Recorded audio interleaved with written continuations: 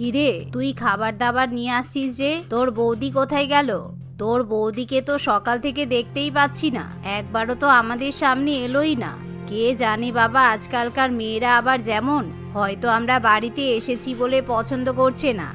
আরে পিসি, বাদ দাও তো বৌদির কথা, উনি কোথায় আছে কেউ জানে না। আমি শুধু শুধু বৌদিকে ডিস্টার্ব না করে নিজেই তোমাদের জন্য স্ন্যাক্স বানিয়ে আনলাম। দেখো তো কেমন খেতে হয়েছে। দেখো, এই হচ্ছে আমাদের মেয়ে। বৌদি, তোমাকে তো প্রথমেই বলেছিলাম লাভ ম্যারেজ করা বৌমা বাড়িতে এনো না। সারাদিন শুধু শুয়ে বসে থাকে, তাদের তো কোনো পাত্তাই পাওয়া যায় না। তোমার বৌমা শুধু দেখতেই সুন্দর, এদিকে শর্মিলা দেখো কতটা কাজে। আসলে শর্মিলার পিসি তার মেয়ে জামাইকে নিয়ে কিছুদিনের জন্য শর্মিলার বাড়িতে বেড়াতে আসে, আর শর্মিলার লক্ষ্য ছিল ভালো সাজা। শর্মিলা সবার কাছে শুধু নিজের নামই বড়াই করতে পছন্দ করত। সে সবাইকে দেখাতে চাইতো তার বৌদির থেকে সে আসলেই ভালো, কারণ শর্মিলার থেকে ইন্দ্রাণী দেখতে অনেক বেশি সুন্দর ছিল। পাড়া প্রতিবেশী সবসময় শুধু শর্মিলার রূপের প্রশংসা করত, তাই শর্মিলা সেই নিয়ে খুবই হিংসায় জ্বলত। কিছুক্ষণ বাদে শর্মিলার বৌদি ইন্দ্রাণী ঘেমে নিয়ে রান্নাঘর থেকে যখন বাইরে বেরিয়ে আসে। কি ব্যাপার বৌমা, এতক্ষণ কোথায় ছিলে?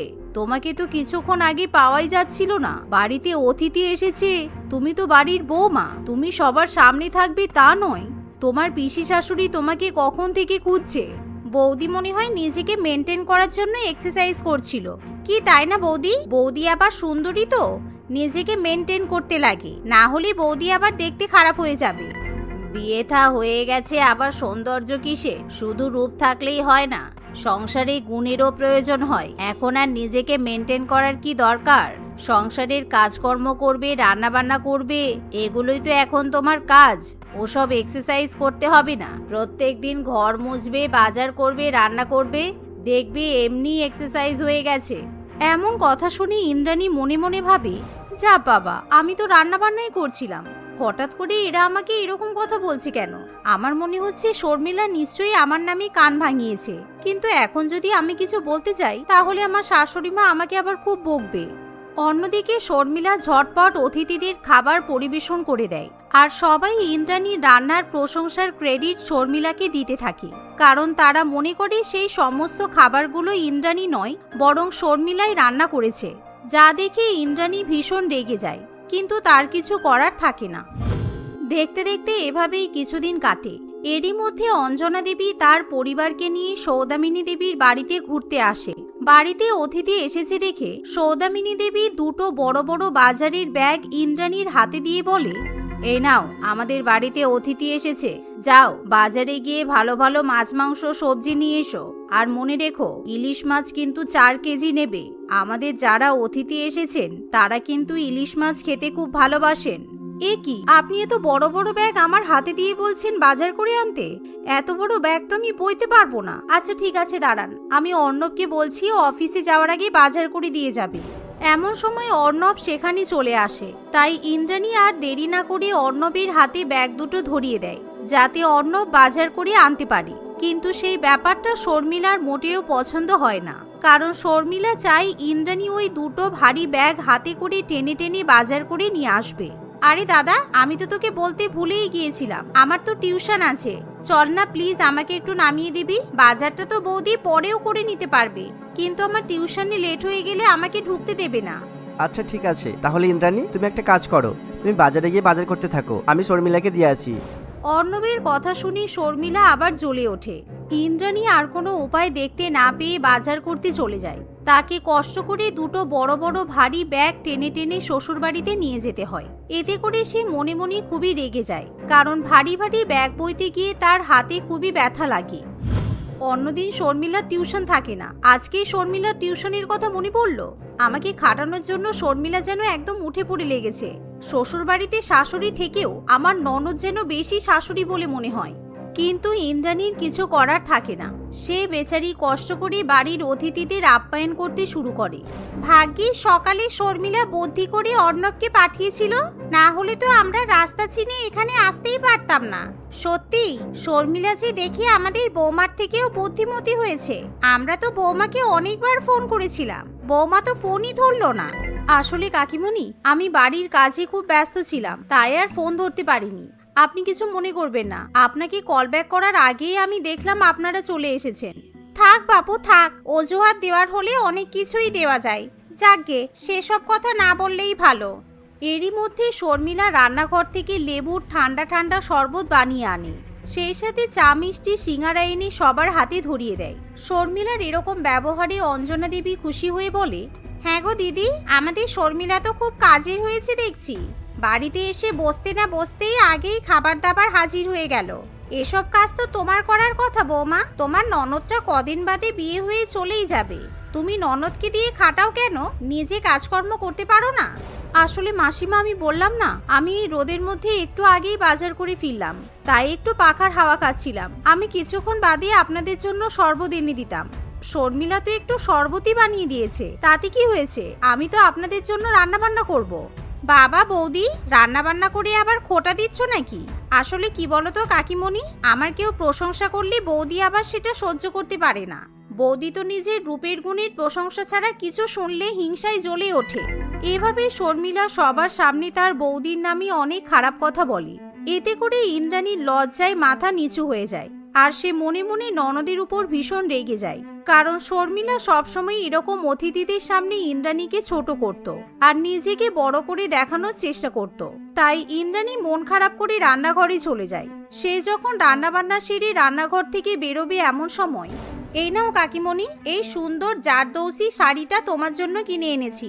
আর ওই যে ওই দুটো ময়ূরপঙ্খী শাড়ি তুমি তোমার দুই বৌমাকে দিও। আমি কিন্তু তোমার জন্য স্পেশালি এই জুয়েলারিও কিনেছি, তোমাকে পরলে খুব মানাবে। সত্যি শর্মিলা, তুই দেখছি আমার কথা কত ভাবিস। তোর বৌদি তো কোনোদিনও আমাদেরকে নিমন্ত্রণও করলো না, তুই আমাদের নিমন্ত্রণ করে ডেকে আনলি, আবার উপহারও দিচ্ছিস। তোর বৌদির তো কোনো পাত্তাই নেই। কি আর করা যাবে কাকিমণি, মানুষের যার যেরকম মন। বৌদি যদি ভালো না হয় তাতে আমার আর কি করার আছে। তবে আমি যতদিন এই বাড়িতে থাকবো আমি তোমাদের নিমন্ত্রণ করে আপ্যায়ন করব। এমন সময় ইন্দ্রাণী শর্মিলা সব কথা শুনে ফেলে। সেই সাথে ইন্দ্রাণী লক্ষ্য করে সেই শাড়ি জুয়েলারি সমস্ত কিছু তারই। ইন্দ্রাণী কয়েকদিন আগেই সেগুলো কিনে নিজের আলমারিতে তুলে রাখে, কিন্তু সেগুলো ইন্দ্রাণীর ননদ আলমারি থেকে বার করে অতিথিদের উপহার দেয়, যা দেখে ইন্দ্রাণী আর সহ্য করতে পারে না। না, এবার জল মাথার ওপর দিয়ে গড়িয়ে যাচ্ছে, আমাকে কিছু একটা ব্যবস্থা করতেই হবে। আমার ননদের লোকের সামনে খুব ভালো সাজার শখ, দাঁড়া এমন ভালো সাজাবো যে অতিথিরা সারা জীবন মনে রাখবে। আজকে ইন্দ্রাণী ইচ্ছা করে অন্তত 20 রকমের পদ রান্না করে। মাটন বিরিয়ানি, চিকেন বিরিয়ানি, ইলিশ পোলাও, আফগানি চিকেন, মাটন ডাক bungalow, chicken korma, mutton rezala, আরো অনেক কিছু। বাবা, বৌদি তো দেখছি আজকে অনেক খাবার দাবার রান্না করেছে। শুধু কাকিমণিদের কাছে নয়, আমি পাড়া প্রতিবেশীদেরকেও আজকে খাবার দিয়ে আসবো, আর বলবো এই খাবারগুলো আমি রান্না করেছি, তাহলে সবাই খুব আমার প্রশংসা করবে। এই মনে করে শর্মিলা টিফিন কৌটো করে খাবারগুলো প্রতিবেশীর বাড়িতে দিয়ে আসে, আর বাড়িতে ফিরে অতিথিদেরও খাবার পরিবেশন করে। শর্মিলা সব জায়গাতেই বলে বেড়ায় সেই খাবারগুলো সে নিজেই রান্নাবান্না করেছে, কিন্তু যেই না অঞ্জনা দেবী সেই খাবার মুখে দেয় তখনই, ওরে বাবারে, জিভটা এত চুলকাচ্ছে কেন? ওয়াক থু, আমার গলা চুলকাচ্ছে। এই শর্মিলা, তুই খাবারে কি মিশিয়েছিস? খাওয়ার সাথে সাথে আমার গলা চুলকাচ্ছে কেন? সে কি, আমি তো খাবারে কিছুই মিশাইনি, কারোর তো গলা চুলকানোর কথা নয়।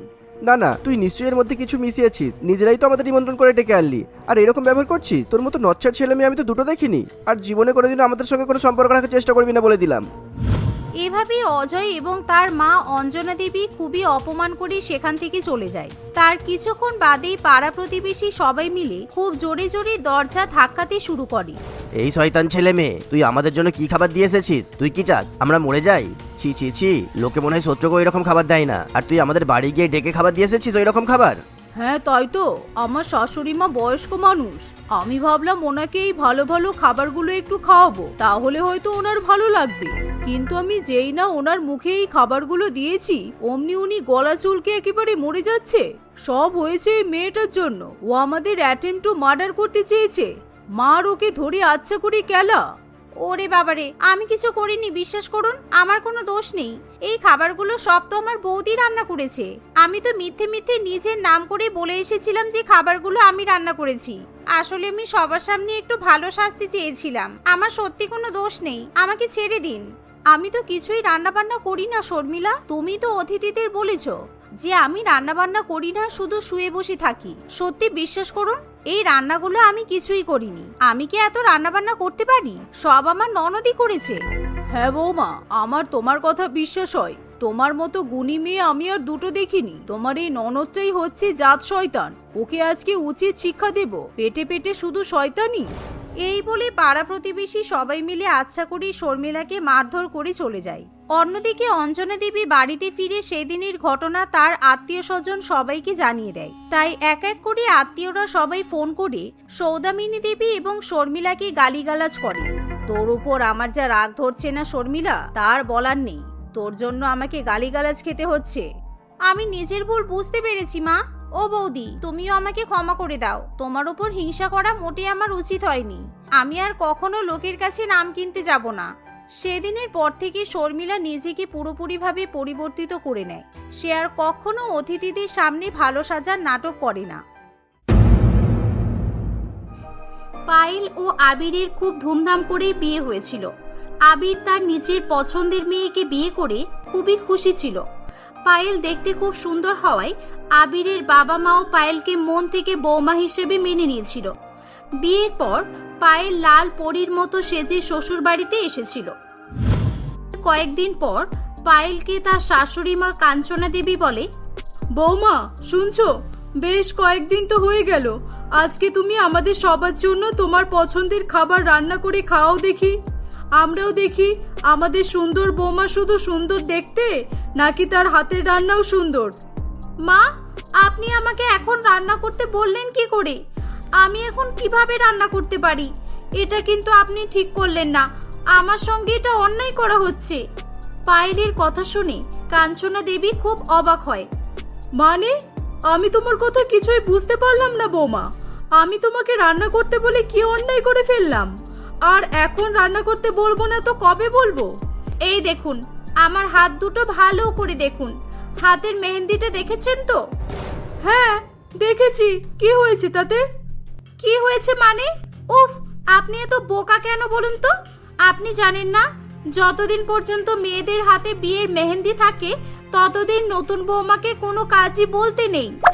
এটা আবার কে বললো? সব নতুন নতুন নিয়ম শুনছি আজকাল। আমরা তো বিয়ে করে এসে পরের দিন থেকেই বাড়ির সব কাজকর্ম করা শুরু করে দিয়েছিলাম। কাজ করতে করতে মেহেন্দি উঠে চলে গিয়েছিল। আর এখন তাহলে তোমাকে কাজ বলার জন্য তোমার হাতের মেহেন্দি উঠে চলে যাওয়ার অপেক্ষা করতে হবে, তাই তো? হ্যাঁ মা, একদম। কয়েক সপ্তাহ তো লাগবেই। এত ভালো মেহেন্দি ডিজাইন, আমার বিয়ের স্মৃতি, বিয়ের মেহেন্দি এত তাড়াতাড়ি কাজকর্ম করে আমি তুলে দিতে চাই না মা। আমি তাই জন্য তো হাতে জল লাগানোই বন্ধ করে দিয়েছি। ঠিক আছে ঠিক আছে, বুঝেছি। আজকালকার মেয়েদের আর কি বলবো, কিছু বলার মতো নেই। বাহানা করতে এক্সপার্ট। যান মহারানী যান, আপনি ঘরে গিয়ে আরাম করুন। পায়েল সেখান থেকে তার ঘরে চলে যায়। দেখতে দেখতে বেশ কিছুদিন কেটে যায়। আসলে পায়েল মেহেন্দি পরতে খুব ভালোবাসতো। বিয়ের পরে নয়, পায়েল বিয়ের আগেও সবসময় হাতে মেহেন্দি পরেই থাকতো। আর সে মেহেন্দির খুব ভালো ডিজাইনও করতে পারত। নিজের হাতে মেহেন্দি করার সঙ্গে সঙ্গে সে অপরের হাতে মেহেন্দি পরাতেও খুব পছন্দ করত। একদিন, আমার বিয়ের মেহেন্দি তো উঠে গেল সব, হাত সাদা হয়ে গেছে।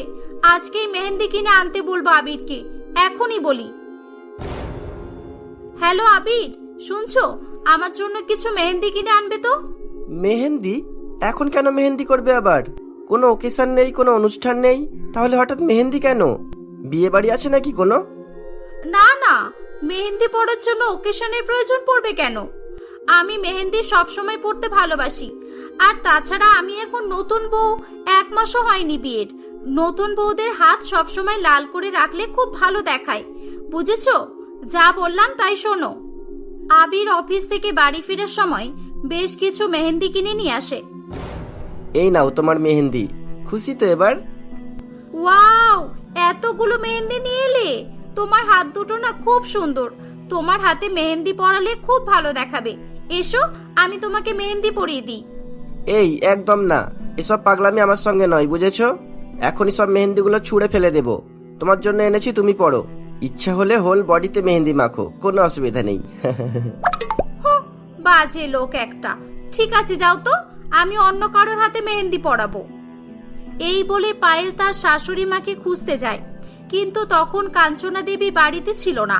পায়েল মন খারাপ করে নিজের ঘরে চলে যায়। বেশ কিছুক্ষণ পর কাঞ্চনা দেবী বাড়ি ফিরে আসে। উফ, কি গরম বাইরে! কি গো, তুমি কখন এলে? বৌমা চা করে দিয়েছে না দেয়নি? কই না তো, এখনো পর্যন্ত চা কেন? এক কাপ জলও তো পেলাম না। 1 ঘন্টা ধরে বসে আছি। সে কি, দাঁড়াও দেখছি। কি গো বৌমা, তোমার বাবা কখন থেকে বাড়ি এসে বসে আছে, 1 কাপ চা পর্যন্ত করে দিলে না? যাও তাড়াতাড়ি 1 কাপ চা করে দাও, আর 2টো ভেজিটেবল স্যান্ডউইচও করে দিও। আমি তো এখন কোনো কাজ করতে পারবো না মা। এই দেখুন, আমি হাতে মেহেন্দি পরেছি, কাজ করতে গেলে আমার মেহেন্দি নষ্ট হয়ে যাবে। হাই হাই রে, তোমার কি খেয়ে দেওয়ার কোনো কাজ নেই? শ্বশুর বাড়িতে এসে পর্যন্ত মেহেন্দি নিয়েই পড়ে আছো। ঠিক আছে, যা হয়েছে অনেক হয়েছে, যাও গিয়ে মেহেন্দি ধুয়ে ফেলে কাজ করো। আমার গরমে মাথা ঘুরছে। এ মা, না না, এখনো মেহেন্দি শুকায়নি কিছু না। এখন আমি কিছুতেই এখান থেকে উঠবো না। আপনি নিজেই জলখাবার করে দিন না বাবাকে। ঠিক আছে, আজকে আবির আসুক বাড়িতে। এই বলটি, বলটি, কোথায় গেলি তুই? বেঁচে আছিস নাকি মরে গেছিস? এদিকে আয়, মুখখানা দেখি একবার। বুলটি ছিল তাদের বাড়ির কাজের লোক। বুলটি রান্না বাদ দিয়ে তাদের বাড়ির সব কাজই করত, যদিও মাঝে মধ্যে কাঞ্চনা দেবী তাকে টুকটাক রান্না বান্নাও করতে বলতো। কাঞ্চনা দেবীর ডাকার আওয়াজ পেয়ে সে সেখানে ছুটে আসে। এই তো দিদিমণি, বলো কি হয়েছে? এত জোরে জোরে চেঁচালে কেন তুমি? বাবারে বাবা, আমি তো ভয় পেয়ে গেলাম। এই যা তো, 2 কাপ চা আর 4টে স্যান্ডউইচ করে নিয়ে আয়। ঝটপট যা। যা যা, দাঁড়িয়ে আছিস কেন? আমি কি করে কাজ করব এখন? বৌমনি জোর করে আমার হাতে মেহেন্দি পরিয়ে দিয়েছে। আমি অনেকবার করে বারণ করলাম, শুনলই না। আমি জানতাম তুমি আমাকে বকবে। আমার কোনো দোষ নেই দিদিমণি। কি, তুইও মেহেন্দি পরে বসে আছিস? বাহ বাবা বাহ, এখানে কাজ করতে এসেছিস নাকি মেহেন্দি পরতে? এই, তুমি ওর হাতে মেহেন্দি পরালে কেন? এবার কাজগুলো কে করবে? আমি তো আপনার হাতে মেহেন্দি পরাবো বলে আপনাকে খুঁজছিলাম। আপনি বাড়িতে ছিলেন না বলে শেষে বুলটিকে মেহেন্দি পরিয়ে দিলাম। এতে আমার কি দোষ বলুন তো? উফ, মেহেন্দি আর মেহেন্দি, আর এসব নেওয়া যাচ্ছে না। মেহেন্দি পরাবে তো? নাও নাও, আমার মুখে মেহেন্দি লেপে দাও। নাও, যত সব। কই গো গিন্নি, চা কোথায় আমার? হ্যাঁ, এই তো নিয়ে যাচ্ছি, দাঁড়াও। কাঞ্চনা দেবী রাগ করে নিজেই জলখাবার তৈরি করতে চলে যায়। এভাবে সময় কাটতে থাকে। পায়েলের খুব ইচ্ছা হয় যে সে তার শাশুড়ি মায়ের হাতেও মেহেন্দি পরাবে, কিন্তু কাঞ্চনা দেবী কিছুতেই মেহেন্দি পরতে রাজি হয়নি। একদিন মধ্যরাতে কাঞ্চনা দেবী যখন গভীর ঘুমে আচ্ছন্ন ছিল, তখন পায়েল তার ঘরে যায় এবং কাঞ্চনা দেবীর 2 হাত ভর্তি করে মেহেন্দি পরিয়ে দেয়। পরের দিন সকালবেলা ঘুম থেকে উঠে আয়নার দিকে তাকিয়ে কাঞ্চনা দেবী ভয় পেয়ে যায়। এ বাবা, আমার মুখ লাল হয়ে গেল কেন? আমার হাত, এমা, হাতে মেহেন্দি কোথা থেকে এলো?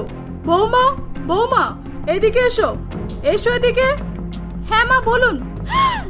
এ কি, আপনার হাতের সাথে সাথে মুখও লাল হয়ে গেল কেন? সর্বনাশ! চুপ করো। কেন করলে এমন? কেন করেছো সেটা বলো। তুমি কিন্তু অনেক বাড়াবাড়ি করছো। আমার মুখে মেহেন্দি কেন লাগিয়েছো বলো? না মা, আমি সত্যি বলছি, আমি আপনার মুখে মেহেন্দি লাগাইনি তো। আমি তো আপনার 2 হাতে সুন্দর ডিজাইন করে মেহেন্দি পরিয়ে দিয়েছিলাম। ভেবেছিলাম সকালে উঠে আপনি হ্যাপি হয়ে যাবেন। এ তো দেখছি উল্টোটা হয়ে গেল। একদম মিথ্যা কথা বলবে না। আমি সেদিন তোমাকে বলেছিলাম মুখে মেহেন্দি লেপে দিতে, সেই জন্যই তুমি এটা করেছো, তাই তো? এ মা, ছি ছি, না মা, আমি সত্যি বলছি। আমি আপনার হাতেই মেহেন্দি পরিয়েছিলাম। আমার মনে হয় আপনি ঘুমের ঘোরে নিজের মুখেও লাগিয়ে ফেলেছেন। আপনি মুখে হাত দিয়েছিলেন কেন? চলে যাও, চলে যাও এখান থেকে। আমি মেরে দেবো কিন্তু, বলে দিলাম। চলে যাও এখান থেকে। পায়েল ভয়ে সেখান থেকে পালিয়ে যায়। এভাবেই সময় কাটছিল। পায়েল জোর করে তার শ্বশুর মশাইয়ের হাতেও একদিন মেহেন্দি পরিয়ে দেয়, এমনকি সে আবিরকেও ছাড়েনি। সময় অতিবাহিত হতে থাকে। তাদের বিয়ের 1 বছরের মধ্যেই পায়েল একটি মেয়ের জন্ম দেয়। সকলেই ছোট্ট পুকিকে নিয়ে আনন্দে দিন কাটাতে থাকে। দেখতে দেখতে পুকিও 1.5 বছরের হয়ে যায়। সারা বাড়িতেই সে ছোটাছুটি দৌড়াদৌড়ি করতে থাকে। পায়েল তার মেয়েকেও মেহেন্দি পরাবে ভেবেছিল, কিন্তু কাঞ্চনা দেবী আগেই তাকে কঠোরভাবে নিষিদ্ধ করে দেয়। একদিন পায়েল তার 2 হাতে মেহেন্দি পরে বসেছিল। এই পুকি, দুষ্টুমি করবে না, ঘরে চুপ করে বসো, বাইরে যেও না। তাম্মা, তাম্মা, তাম্মা। ঠাম্মা যাবে? দাঁড়াও, আমি ডাকছি ঠাম্মাকে। মা, শুনছেন? এই দেখুন, পুকি বাইরে যাচ্ছে, ধরুন তো। আমার হাতে মেহেন্দি আছে। এ বাবা, এখানে গরম জল কে রেখেছে? পুকি, না না না, পুকি হাত দেবে না, হাত দেবে না মা, গরম জলে হাত পুড়ে যাবে। মা দেখুন না, পুকিকে ধরুন না, আমার হাতের মেহেন্দিটা নষ্ট হয়ে যাবে তো। কি হলো কি? আসছি আসছি। কাঞ্চনা দেবী আসতে না আসতেই বাচ্চা মেয়ে পুকি গরম জলে হাত দিয়ে দেয়, আর পায়েল তখনও চুপ করে দাঁড়িয়ে থাকে। পুকির 2 হাত পুড়ে যায় এবং সে জ্বালা যন্ত্রণায় ছটফট করতে থাকে। কাঞ্চনা দেবী তাড়াতাড়ি করে পুকিকে হসপিটালে নিয়ে যায়। ডাক্তার সকলের সামনে তাদের সবাইকে অনেক বকাবকি করে। সবাই পায়েলের উপর খুব রেগে যায়। পায়েল বাড়ি এসে সবার কাছে কেঁদে কেঁদে ক্ষমা চায়, কিন্তু তাকে কেউ ক্ষমা করতে চায় না। কোন মুখ নিয়ে ক্ষমা চাইছো তুমি? হ্যাঁ, তোমার মেহেন্দির কাছে কোনো কিছুই বেশি গুরুত্বপূর্ণ নয়, সেটা তুমি আজকে প্রমাণ করে দিলে। এমনকি তোমার মেয়ের চেয়েও মেহেন্দি পরাটা ইম্পর্টেন্ট তোমার কাছে। ছি! আপনারা সবাই এমন করবেন না, আমি ভুল করে ফেলেছি, আমাকে ক্ষমা করবেন। আমি কথা দিচ্ছি, আমি মেহেন্দি নিয়ে আর কোনো অভিযোগ করার সুযোগ দেব না আপনাদের। পায়েল অনেক কান্নাকাটি করায় সবাই তাকে ক্ষমা করে দেয়। তারপর থেকে সবাই মিলে হাসি খুশি জীবনযাপন করতে থাকে।